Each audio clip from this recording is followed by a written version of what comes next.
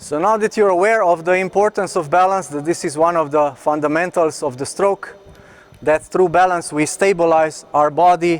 When we stabilize our body, we are able to control the racket head better.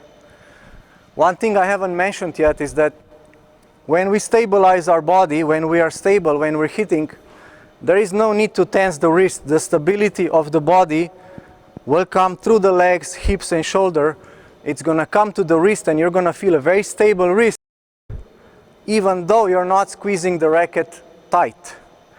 So that is one skill that higher level players have, is that they feel very comfortable in the hand. They have very stable racket and yet they are not very tight in the wrist, because we find stability through the body and it starts with the foot. There is very interesting connection that maybe some person from anatomy, physiotherapy or doctor can explain, so I can't explain it exactly, I just know what I feel. I feel that the stability of my foot, when my foot is very stable on the ground, transfers directly to the stability of my hand and therefore of the racket. So I feel that this stability down there somehow connects through the whole body, and now I have a stable racket. So this feeling or this realization may come after some time, but it is there. And so when a skilled player has it, they are unconsciously or subconsciously, when they're playing, always looking to stabilize themselves if they can, because they feel that through this stability of the foot, they're not falling over. When the foot is very stable, they're going to get very stable racket. So doesn't matter backhand, forehand, two-handed backhand. We are always looking for very stable footing, because we feel the connection between stable foot and stable wrist. Therefore, stable racket and being able to control the ball. When your wrist is wobbly or too stiff, it makes all sorts of unpredictable movements and you're unable to control the ball. So the goal with this video is for you to have some idea what you're looking for, and that eventually through various exercises you're going to feel it really deeply inside. You're going to understand, okay, I really need to have really stable foot, because when I have stable foot I have stable racket without tightening the wrist. And when your wrist is not tight, that means you're able to manipulate the ball well. You can hit cross court if you need to, you can hit down the line, you can hit topspin lob. So you have control of the hand, control of the racket, and yet it's not stiff. When the wrist is stiff, you can hit some basic ball back, but you don't have a good manipulation of the ball, you're not precise, you're not able to vary the ball, and therefore can't play really good tennis. So how can you start working on your balance, your stability? You can start simply by drop feeding the ball to yourself. You can do a neutral stance forehand the ball and you just try to stay balanced, foot on the ground, that you're not being pulled anyway. You can try feel very balanced. You can try open stance with the weight transfer. You can do a backhand stance. You can hit the ball. You hit the ball and you just stay and you try to stay for a while. Okay, I feel very stable. Again, you drop the ball, hit. Okay, I feel very stable. Same for two-handed backhand. Drop the ball, hit. Okay, I feel very stable. So that would be kind of the first very simple exercise. Another very simple exercise that for me is basic, and players, a bit higher skilled players, do it subconsciously. They're not really thinking about it because they just want to feel right. They want to feel control of themselves.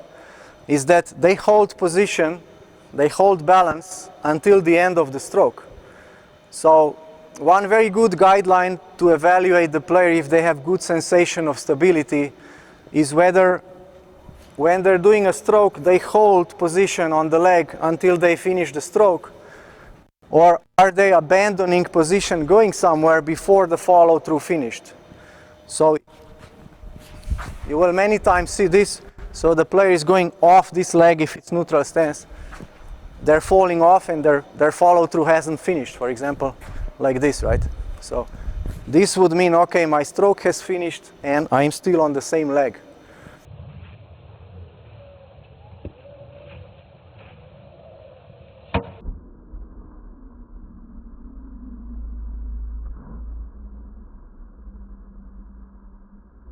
So when players play on the warm-up slowly, they do it subconsciously, and I'll give you a link there from Roger Federer warming up, and you can observe how long he's holding the position on the leg. He's playing very slowly, but you can see all the fundamentals. So now I'm going to rally a little bit. So my goal is to hold balance, hold the position, so that doesn't mean I freeze. If I'm transferring weight, I'm transferring weight. But I am trying to feel stable until I complete the stroke.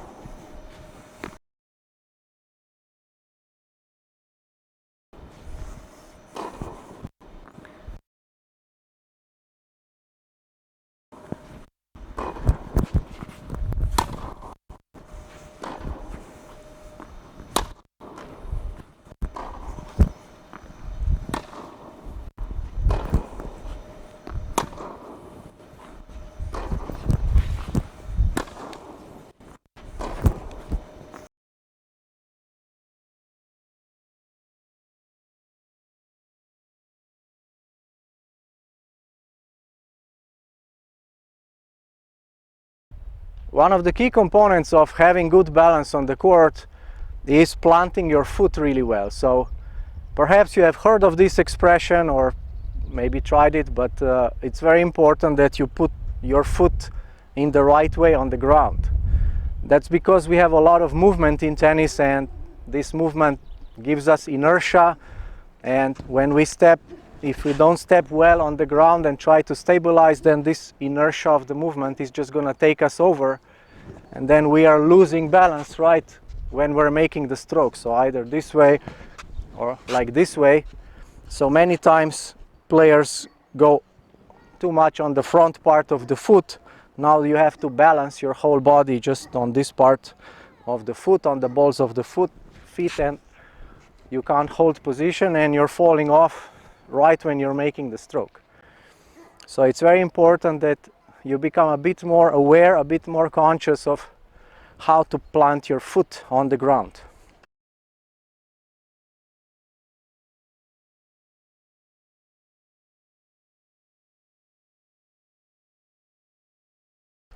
So one exercise you can do even at home is to take an old ball, softer ball. So this one, you see, it's soft. It's not old, but it just wasn't good enough. It lost pressure. So you see it's soft. And you put the ball on the ground and you place it just in the middle of the balls of the feet. So here, the middle of this front part. And you can press on the ball, you squash like it's a pedal in the car, and you practice a little bit your stroke. So I'm going to start here with a neutral stance forehand. So I just position, I suggest you choke up a bit on the grip, that you don't get too wristy and that your attention is down there. So then I slowly, in a controlled way, I try to apply pressure on the ball and still balance on it, and just gently execute my stroke.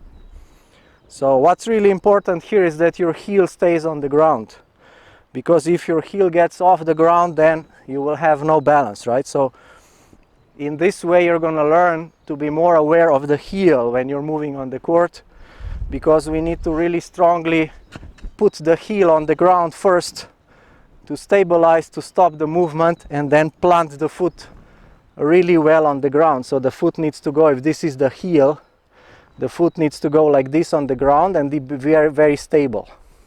So we try to do that whenever we can.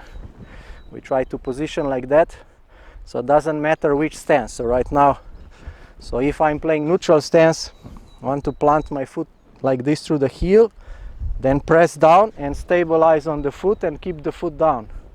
So no lifting of the heel. So because this exercise is a bit of an exaggeration, it's kind of teaching you to plant your foot correctly, to keep the heel down, to apply pressure to the ground. You're learning about ground force. And you can practice like this, like maybe for 30 seconds. Then what I tell players is now to try to imagine that this rubber at the bottom of the shoe, the sole, is now the thing that you're trying to squash, and now you're applying pressure to the ground and you try to feel what's under your foot, this rubbery elastic matter, and you try to press and compress it and stabilize. So you have more awareness down, so when you're stable there, it will help you stabilize. You will stabilize here. So the same thing you can do on the open stance. So the foot should be at around 45 degrees, and again I place in the middle of the balls of the feet, and I press and apply pressure on the ball. I try to squash it and just simulate my stroke. So you can do for about 30 seconds, then you put the ball away and you try to see how you feel. How do you feel on the ground now? Is it any different? So same for backhand, one-handed backhand, two-handed. So put the foot 45 degree, not like this. Put the foot 45 degree, heel down, and apply pressure on the ball, squash the ball, keep the heel down, just somewhat gently simulate the stroke, and then again on the ground, see how you feel. So I guess you will feel very stable, maybe not in the first minute, but if you repeat this for a while, you will have a different sensation. You will feel that it's right, it's very stable, and then when you play, you will realize that you don't feel like that, so that you didn't pay enough attention to stabilizing. And then when you're aware of that, you can correct it, or even your mind, your body is going to correct it as you're aware of the problem. If you're not aware of the problem, then it's just gonna stay. And here's a short clip from the gym I wanted to share with you, so it's just recorded on the phone, but you can do very good exercise on the Bosu ball. As you can see, you just practice all types of stances for strokes. Neutral stance, open stance, just hold position. Make sure that you rotate, especially on the forehand side. So here's one-handed backhand, so just step on the Bosu ball and simulate a stroke. So here's like an open stance, two-handed backhand. And this is very good exercise for the gym. It's very simple but very effective. So to summarize a little bit this long lesson on balance, I find it very important. I am correcting the first thing when I get the player, their stability.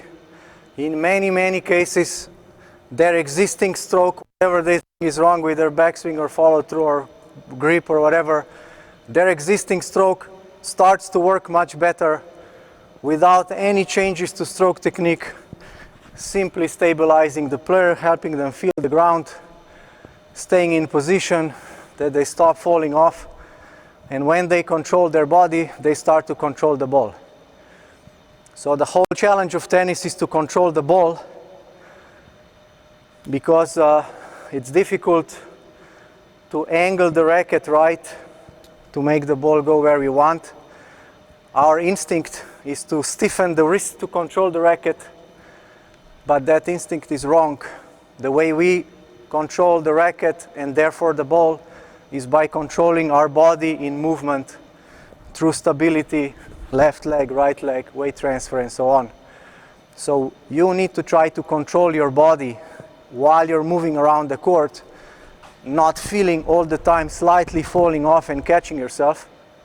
And when you control your body well, you will be able to control the ball better. There's an interesting connection between stability of the foot and the stability of the wrist that the player later feels at some point, and that's why they're always looking for very stable footing, because they feel they control the ball well through that, and not by being very unstable down there and trying to stabilize the wrist. Very simple guidelines for balance are: stay wide when you're hitting the ball in any position, maintain athletic posture, and very simple, when you rally like this with a friend or with a partner, try to hold position a bit longer. Observe the pros in the warm-up. They can't do that so much when they play points. In the points it's very fast, especially on the men's tour, but also women's tour. So if you want to see the fundamentals, what did these guys learn first when they were 9 years old, 12 years old? What were they learning? They are demonstrating that to you when you see them warm up. You're going to see very nice fundamentals. You just have to pay attention. So the simplest exercise you can do to improve your balance, your stability, get a better sense, is that when you rally at nice pace, you simply stay in the position until you feel that the stroke has finished or until your ball has bounced. So stay in the position until you see the ball bounce, then you reset, split step, and next stroke.